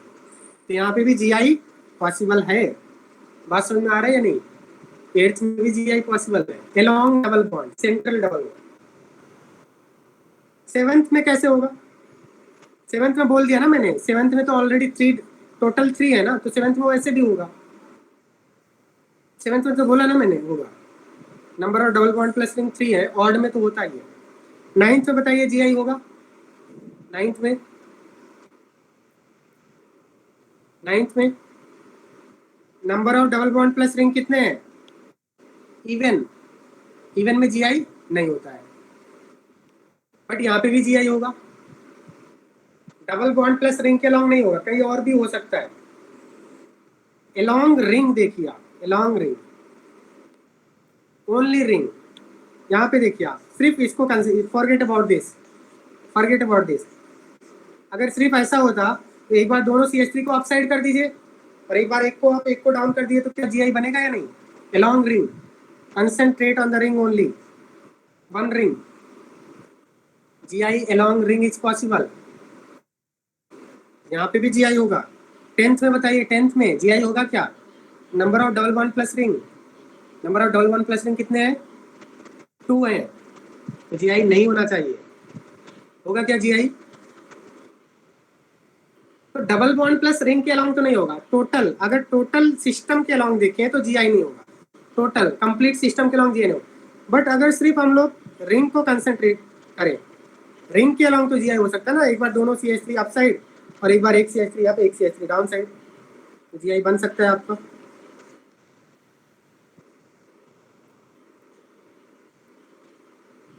Right, ये आपका क्या हो गया? सिस। और इसी तरह से आप ट्रांस भी बना सकते हैं।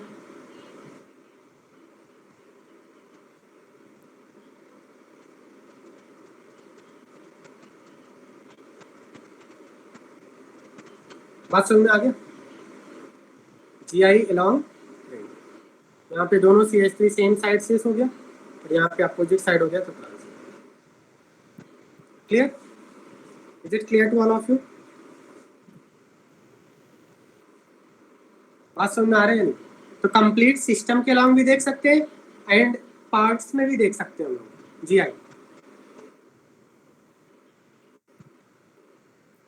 सो दैट मीन्स अगर किसी कंपाउंड में GI होना है तो उसके लिए रेस्ट्रिक्टेड रोटेशन होना चाहिए। That means restricted rotation is provided either bye double bond और रिंग। डबल बॉन्ड या रिंग होना जरूरी है कंपाउंड में, तो ही आपका GI पॉसिबल होगा, अदरवाइज आपका GI नहीं। यहाँ तक बात क्लियर है? सभी स्टूडेंट्स को समझ में आ रहा है?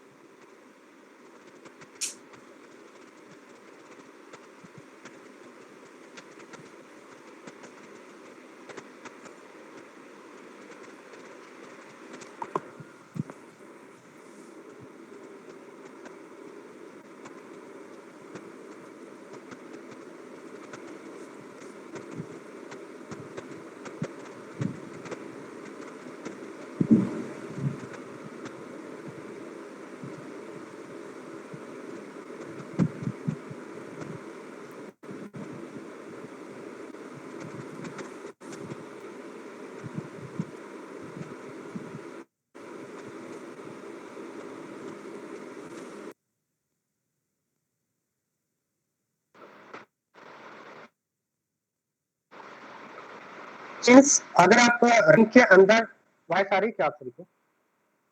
वॉइस आ रही है क्या? अगर आप रिंग के अंदर डबल बॉन्ड के लॉन्ग GI देखना चाहते हैं तो कब पॉसिबल होगा? Size of the ring is at least 8 membered ring. Hello students, voice आ रहा है क्या आप सभी को?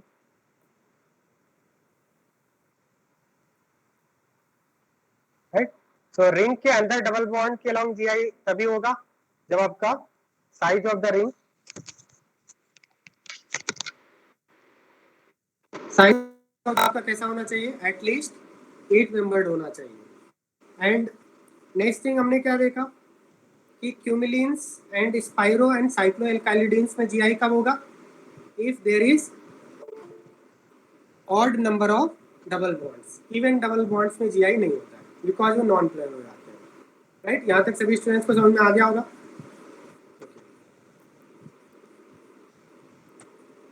Now we will see physical properties of GI. Physical properties of GI. अगर हम डाइपोल मोमेंट की बात करें, what is dipole moment? Vector sum of all dipoles. Vector sum of all dipoles. Suppose आपको 2 ज्योमेट्रिकल आइसोमर्स गिवन है और आपको पूछेगा कि वाटर सॉल्युबिलिटी किसकी ज़्यादा होगी। जैसे यहाँ पे अगर हम देखें, यहाँ पे 2 कंपाउंड्स गिवन है। फर्स्ट कंपाउंड क्या है आपका? सिस है, बिकॉज यहाँ पे ब्रोमीन सेम साइड में। सेकंड कंपाउंड क्या है आपका? ट्रांस। अगर हम इनका डाइपोल मोमेंट की बात करें तो इन दोनों कंपाउंड्स में से किसका डाइपोल मोमेंट ज़्यादा होगा? बताइए मुझे। Br minus I effect show करता है, इस तरह से होगा।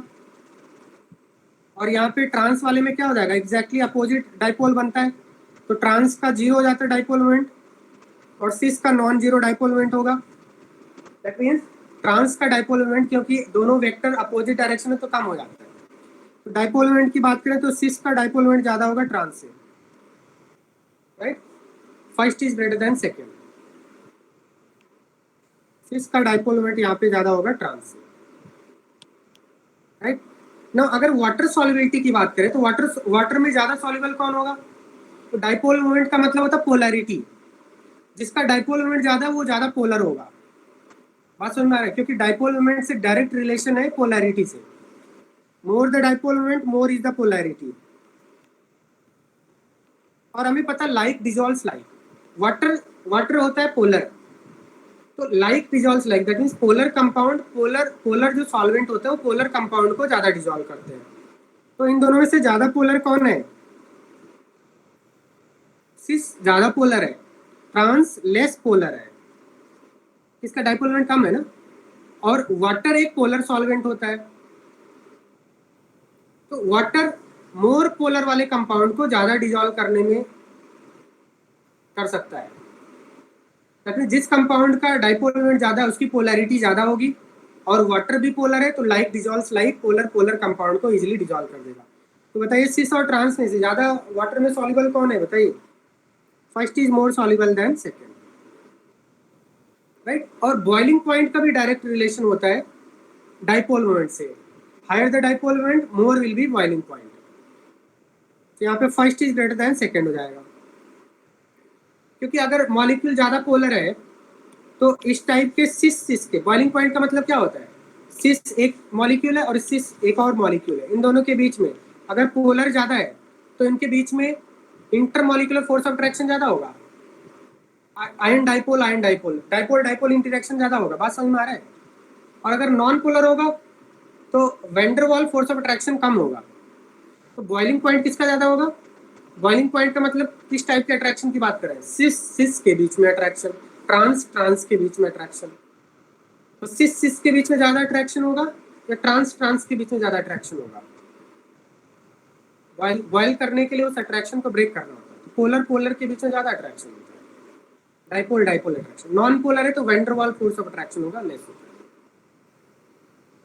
तो क्या इतनी बात समझ में आ रहा है आपको? Water solubility is directly proportional to dipole moment. जिस कंपाउंड का डाइपोल मोमेंट ज्यादा होगा वो ज्यादा पोलर होगा, और अगर वो ज्यादा पोलर है तो वाटर में इजीली डिजॉल्व होगा, बिकॉज वाटर भी पोलर होता है, लाइक डिजॉल्व्स लाइक।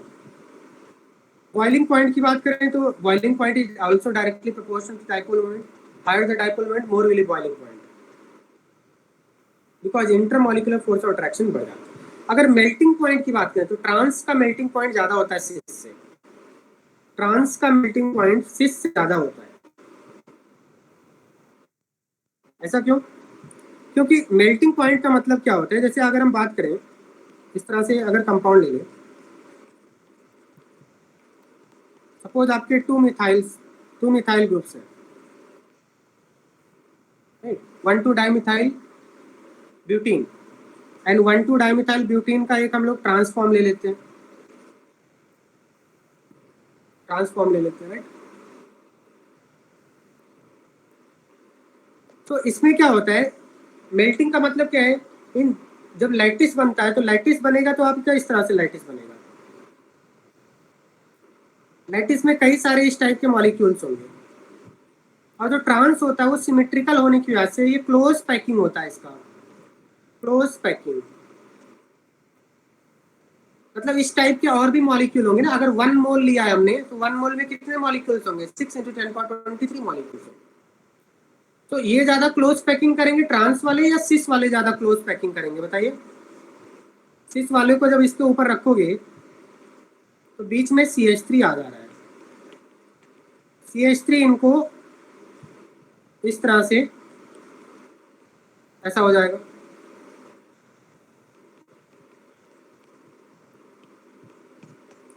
ज्यादा अच्छी पैकिंग किसकी होगी बताइए मुझे?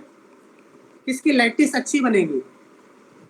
यहाँ पे अगर हम देखें सिस वाले में गैप आ जा रहा है, और गैप होगा तो इजीली मेल्ट कर जाएगा। तो ट्रांस की मेल्टिंग पॉइंट ज्यादा होगी जिसमें क्लोज पैकिंग हो रहा है, या सिस की मेल्टिंग पॉइंट ज्यादा होगी जिसमें गैप है? तो गैप है तो इजीली मेल्ट हो जाएगा। तो इसका मतलब मेल्टिंग पॉइंट किसका ज्यादा होगा? ट्रांस का अच्छा होगा सिस से। क्या ये सभी स्टूडेंट्स को समझ में आ रहा है? ट्रांस पे एक दूसरे के ऊपर इजीली बैठ जाते हैं मॉलिक्यूल्स। बात क्लियर है क्या? बताइए, बात समझ में आ रहा है या नहीं?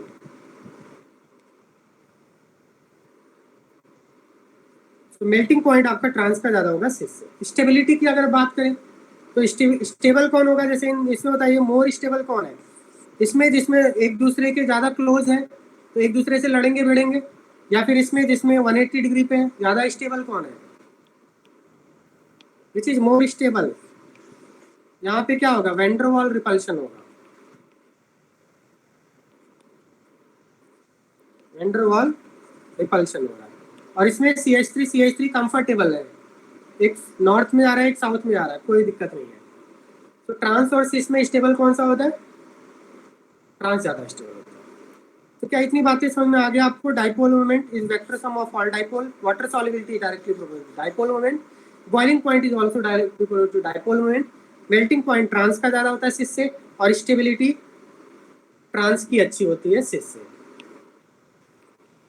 ट्रांस इज ग्रेटर देन सिस। यहाँ पे बताइए मेल्टिंग पॉइंट किसका ज़्यादा होगा, 1,2 डाइब्रोमोब्यूटेन में सिस का या ट्रांस का, melting point trans is greater than cis, stability trans is greater than cis, right. तो हमने यहाँ पे ये देखा कि डाइपोल मोमेंट सिस का ज़्यादा होता है ट्रांस से, ध्यान देना, सिस का डाइपोल मोमेंट ज़्यादा होता है ट्रांस से।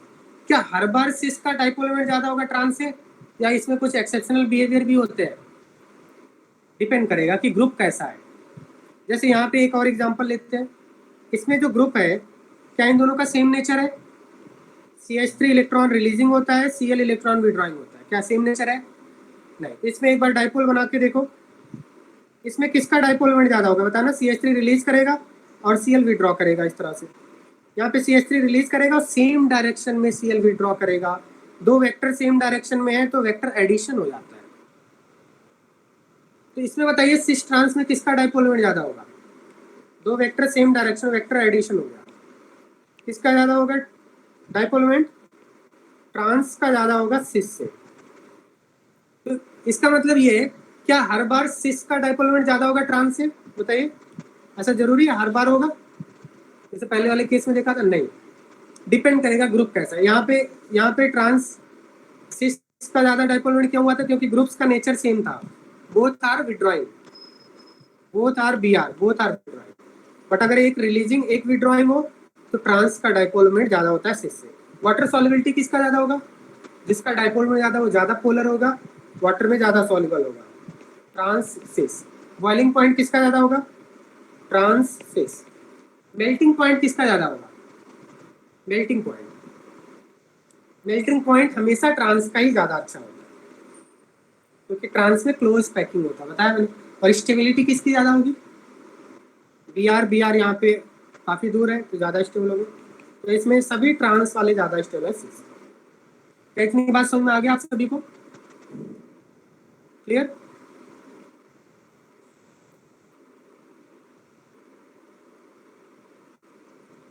नाउ एक और हम लोग एग्जांपल लेते हैं, this is 1,2, what is name of this, but 1,2 dioic acid, right, butane 1,2 dioic acid, but 2 in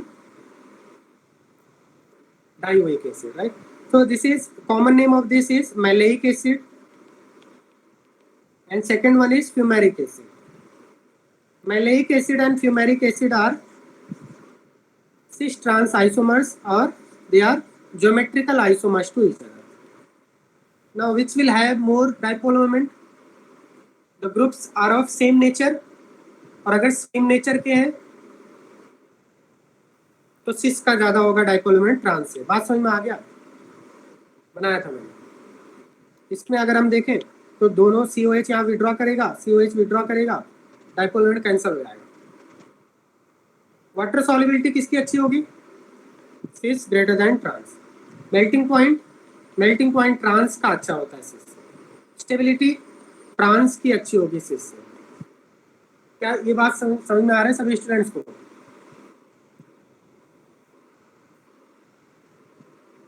अच्छा, इसमें एक बात ध्यान रखना है कि इसमें बॉइलिंग पॉइंट का ऑर्डर नहीं लिखते हम लोग, बिकॉज होता क्या है कि मैलेइक एसिड बॉयल करने से पहले ही एनहाइड्राइड बना लेता है।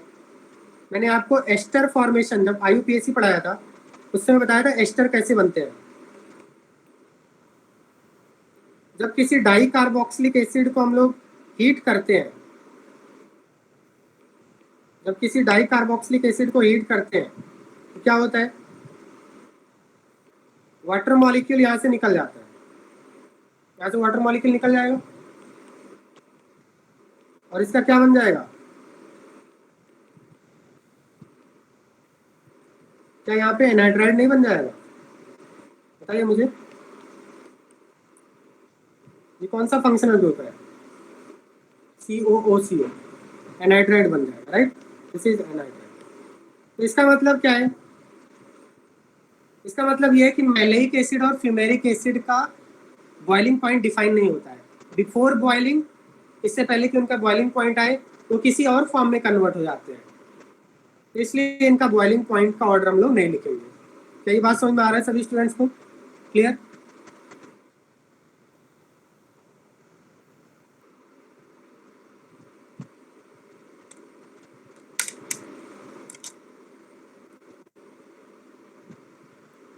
अभी कोई लेक्चर है क्या? कोई लेक्चर है क्या?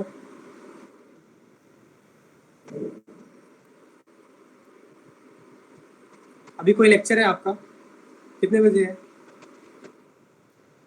8 पे है क्या?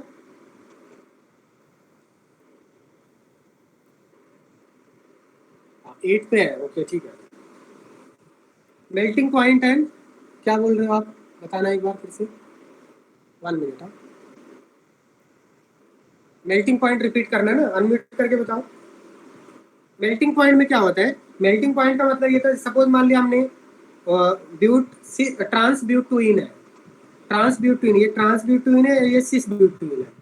तो मेल्टिंग पॉइंट में क्या होता है कि लैटिस कैसा बनता है? जैसे अगर हमने इसके 1 मोल लिया है तो 1 मोल में 6 × 10⁻23 मॉलिक्यूल्स होंगे सिसब्यूटुइन के, ट्रांसब्यूटुइन के। तो जो ट्रांस होता है, ट्रांस में क्लोज पैकिंग होती है, ट्रांस में एक दूसरे के ऊपर फिट हो जाएंगे। जैसे चेयर होता है तो चेयर के ऊपर चेयर फिट हो जाएगा इजीली। बात समझ में आ रहा है? चेयर के ऊपर चेयर इजीली फिट हो जाएगा, ऐसा देखा होगा आपने।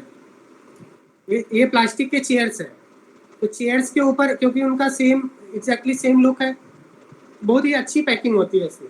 और अगर क्लोज पैकिंग है तो इनको मेल्ट करना मतलब इनके मॉलिक्यूल्स को सेपरेट करने में ज़्यादा टेम्परेचर देना पड़ेगा।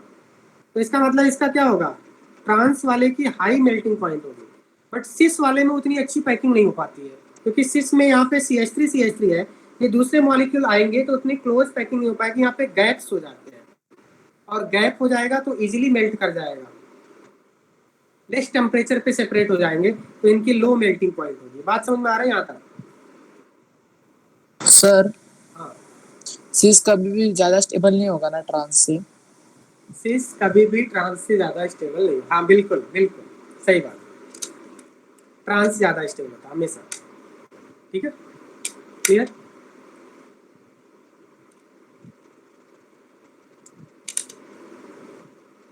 ओके,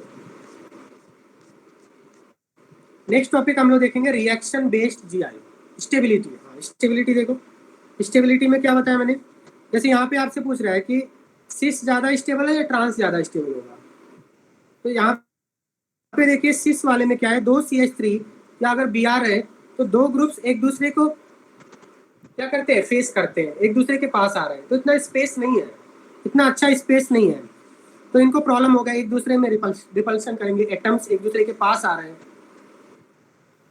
तो स्टेरिक क्राउडिंग होगा। तो इसका मतलब सिस उतना स्टेबल नहीं है। और अगर ट्रांस में देखें तो एक CH3 इधर है और एक CH3 इधर है, इसको इनफ स्पेस मिल रहा है, इसको इनफ स्पेस मिल रहा है, तो ट्रांस ज़्यादा स्टेबल होगा सिस से। बात समझ में आ रहा है? सिस में एक दूसरे के क्लोज आ रहे हैं तो उतना ज़्यादा स्पेस नहीं है, एक दूसरे से टकराएंगे, लड़ेंगे एक दूसरे से, तो सिस कम स्टेबल होगा, ट्रांस ज़्यादा स्टेबल होगा। नहीं समझ में आ रहा है?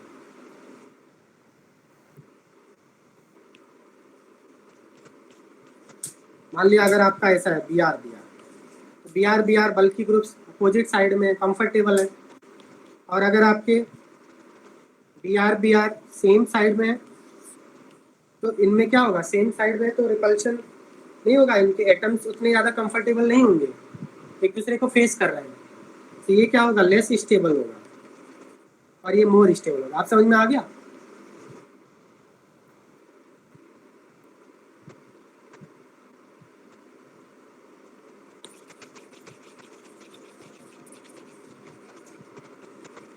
Just wait 1 minute. 1 minute.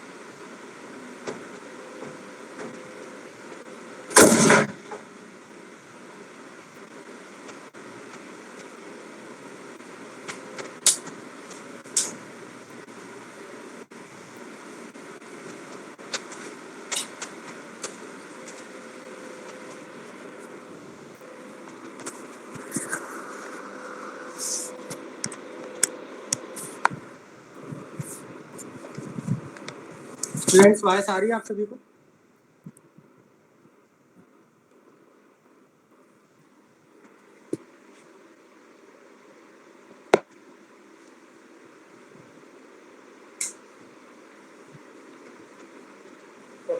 Next is reaction based GI. Reaction based GI. Reaction based GI का मतलब ये है कि सपोज मान लिया अब आपको क्या कराएगा कि आपसे इस तरह से या तो आपको डायरेक्ट क्वेश्चन पूछ सकता है कि आपको कौन से कंपाउंड में जीआई होगा कौन से नहीं होगा, या आपको क्या कर सकता है एक रिएक्शन देगा और रिएक्शन कराने के बाद जो प्रोडक्ट बन रहा है क्या उस प्रोडक्ट में जीआई होगा या नहीं, इस तरह से भी क्वेश्चन पूछा जा सकता है.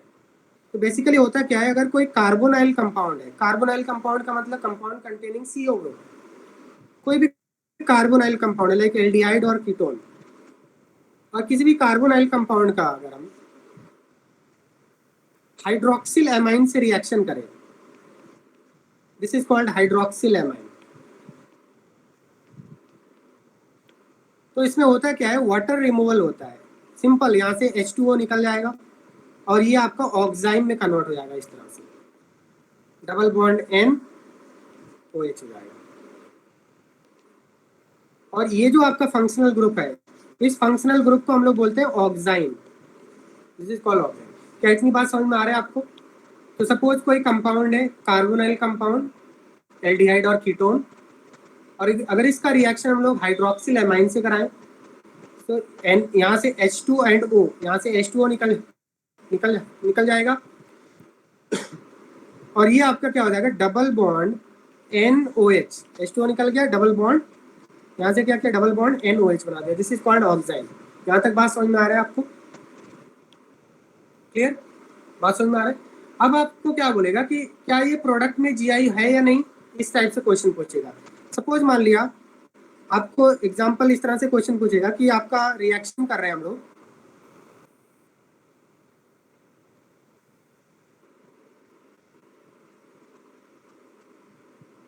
ब्यूटेन टू ओन का रिएक्शन कर रहे हैं हाइड्रोक्सिल एमाइन से, प्रोडक्ट बना,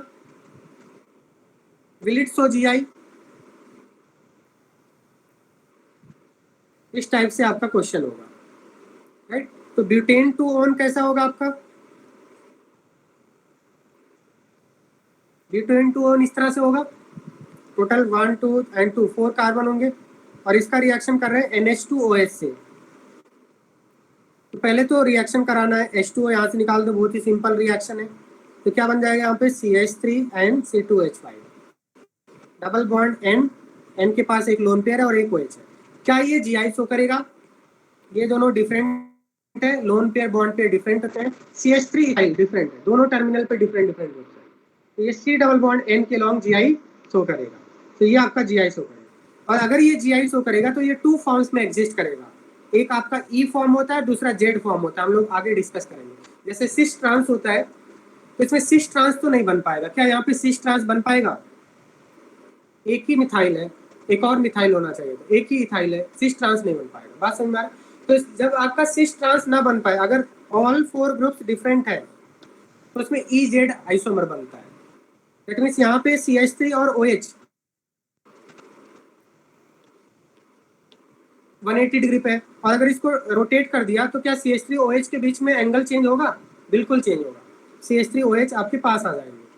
तो इसका मतलब यहाँ पे भी जीआई हो सकता है, और ऐसे जीआई को स्विच ट्रांस जीआई नहीं बोलते, ईजेड जीआई बोलते हैं। तो यहाँ पे ईजेड और जीआई पॉसिबल है। तो आपको this is called reaction based GI, means आपको एक रिएक्शन कराएगा और प्रोडक्ट बनाएगा, आपको प्रोडक्ट पूछेगा, प्रोडक्ट में पूछेगा क्या जीआई होगा या नहीं। तो प्रोडक्ट में जीआई कब पॉसिबल होगा? अगर आपके जो हमने कार्बोनाइल कंपाउंड लिया है उसमें दोनों साइड में डिफरेंट ग्रुप है तो ही जीआई पॉसिबल होगा। अगर ये दोनों ग्रुप सेम हो जाते तो क्या जीआई बनता? बताइए, जीआई बनता क्या? जैसे आपसे क्वेश्चन पूछा, मैं आपसे क्वेश्चन पूछ रहा हूँ, क्वेश्चन है कि एसीटोन का रिएक्शन NH2OH से किया, यहाँ पे प्रोडक्ट बनेगा, सपोज प्रोडक्ट बना P, will it show GI? बताइए, एसीटोन का रिएक्शन NH2OH से किया है, P प्रोडक्ट बना, क्या ये जीआई शो करेगा? बताइए, व्हाट इज एसीटोन? CH3COCH3, इसका रिएक्शन क्या है? NH2OH से, यहाँ से H2O निकल जाएगा और क्या बन जाएगा? ऑक्साइन बन जाएगा। ये बन गया आपका ऑक्साइन। अब ये ऑक्साइन में अगर आप इन दोनों को इंटरचेंज करेंगे तो क्या कोई फर्क पड़ेगा?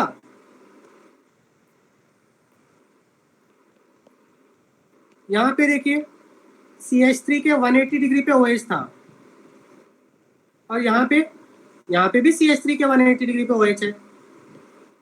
क्या एंगल चेंज हुआ? नहीं, तो इसका मतलब इसमें जीआई नहीं होगा।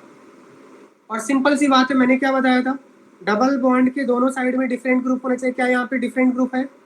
नहीं, तो ये जीआई नहीं शो करेगा। नो, आंसर है आपका नो। क्लियर? और यहाँ पे जो आपका कंपाउंड बन रहा है उसको क्या बोलते हैं हम लोग? This compound is called oxime, double bond NOH को ऑक्साइन। तो रिएक्शन बेस्ड जीआई सभी स्टूडेंट्स को समझ में आ रहा है क्या? एक आपको रिएक्शन कराएगा और उसमें प्रोडक्ट में जीआई होगा या नहीं इसके बारे में पूछेगा। So that means product will show GI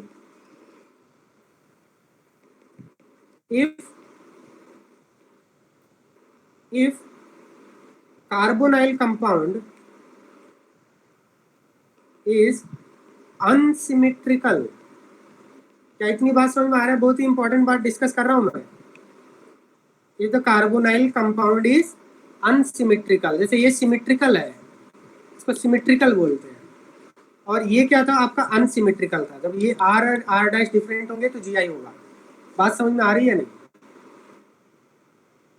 ये दोनों डिफरेंट होंगे तो जीआई होगा, तो यहाँ पे जीआई होगा ना, इस साइड में तो सेम ही आएगा। हेलो स्टूडेंट, समझ में आ रहा है क्या?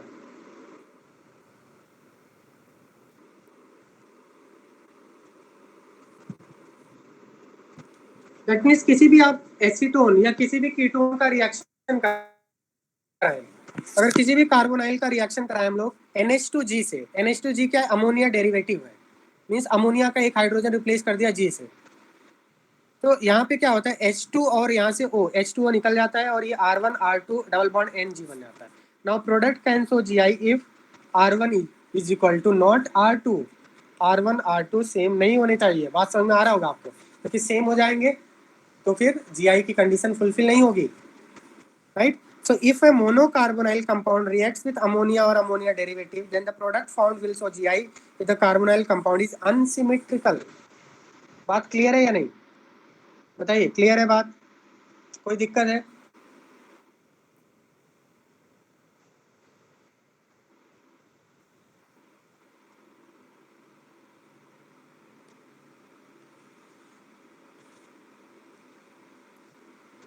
So question है, which are the following carbonyl compound on reaction with excess of hydroxylamine will form a product showing GI? बताइए, फर्स्ट कंपाउंड, क्वेश्चन समझ में आ गया? Which are the following carbonyl compound on reaction with excess of hydroxylamine will form a product showing GI? तो simple सी बात है, कैसा होना चाहिए कि जो आपका कार्बोनाइल कंपाउंड कैसा होना चाहिए? अनसिमेट्रिकल होना चाहिए। यहाँ पे जो कार्बोनाइल कंपाउंड है, क्या लेफ्ट और राइट साइड में डिफरेंट ग्रुप्स है? ये तो सिमेट्रिकल है, और सिमेट्रिकल है तो जीआई नहीं शो करेगा, क्योंकि इसका प्रोडक्ट क्या बनेगा? बताइए, इसका प्रोडक्ट ऐसा बनेगा, मुझे लगता है आप सभी को समझ में आ रहा होगा।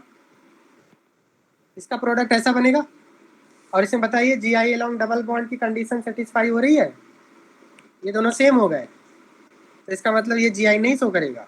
फर्स्ट जी आई नहीं शो करेगा। सेकेंड में भी डी एंड डी सेम हो गया, नहीं होगा। थर्ड, क्या थर्ड में जी आई होगा? अगर इसका रिएक्शन हाइड्रोक्सिल एमाइन से कराया जाए तो क्या बनेगा? देखिए ये बनेगा कंपाउंड, ऑक्साइम बन जाएगा, ऑक्साइम बन जाएगा। अब इन दोनों को इंटरचेंज करो आप,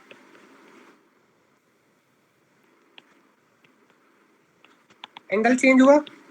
यहाँ पे देखिए डी के 180 पे OH था और यहाँ पे डी के 90 पे OH है। इसका मतलब ये दोनों डिफरेंट कंपाउंड है, ये दोनों सेम कंपाउंड नहीं है। इन दोनों की कंप्लीट फिजिकल और biological property, dipole moment, melting point, boiling point, solubility सब डिफरेंट होगा। तो क्या ये दोनों सेम कंपाउंड है?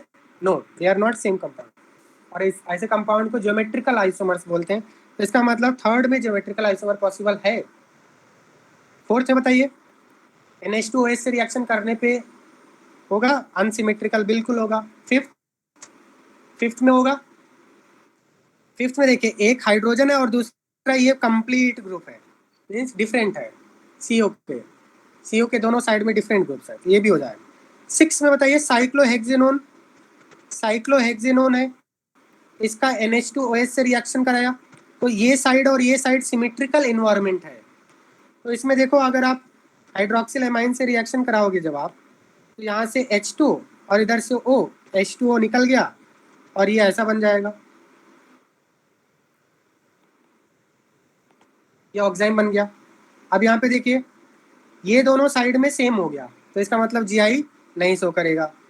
साइक्लोहेक्सेनोन जीआई नहीं शो करेगा अगर NH2OH से रिएक्शन किया तो।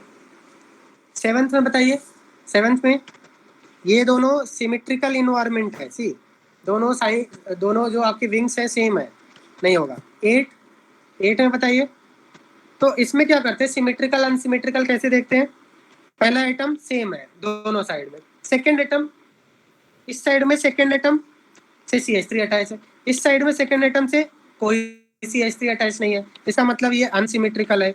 और अगर अनसिमेट्रिकल है तो NH2OH से रिएक्शन करने के बाद जो प्रोडक्ट बनेगा उसमें GI होगा, राइट। इसमें बताइए नाइन्थ में पहला एटम सेम है, सेकेंड एटम भी सेम है, थर्ड एटम आपके मर्ज कर गए, मतलब सिमेट्रिकल एनवायरनमेंट है लेफ्ट साइड राइट साइड, ये सिमेट्रिकल कंपाउंड है, GI नहीं शो करेगा। टेंथ कंपाउंड बताइए, टेंथ नहीं 1 मिनट, हाँ देखो ये बहुत ही अच्छा क्वेश्चन है, ये बहुत ही अच्छा क्वेश्चन है ये। देखिए यहाँ पे आपका जो नाइन्थ है, नाइन्थ में तो आपका GI नहीं होगा, मतलब जो आपका प्रोडक्ट जो बनेगा वो कुछ इस तरह से बनेगा, प्रोडक्ट ऐसा बनेगा आपका।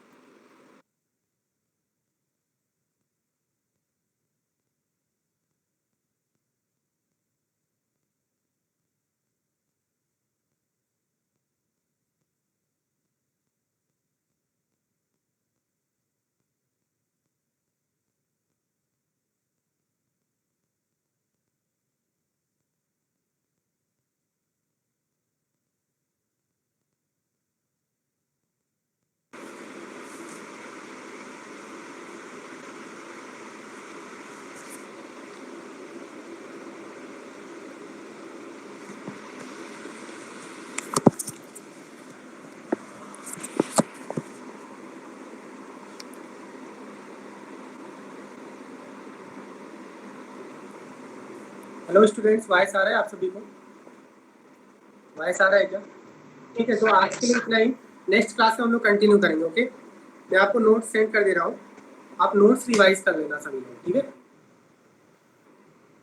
ओके स्टूडेंट्स, नोट्स आपको रिवाइज करना है, let's all for today. Hello sir. हाँ बताइए। सर अभी देखा तो रिएक्शन करेंगे तो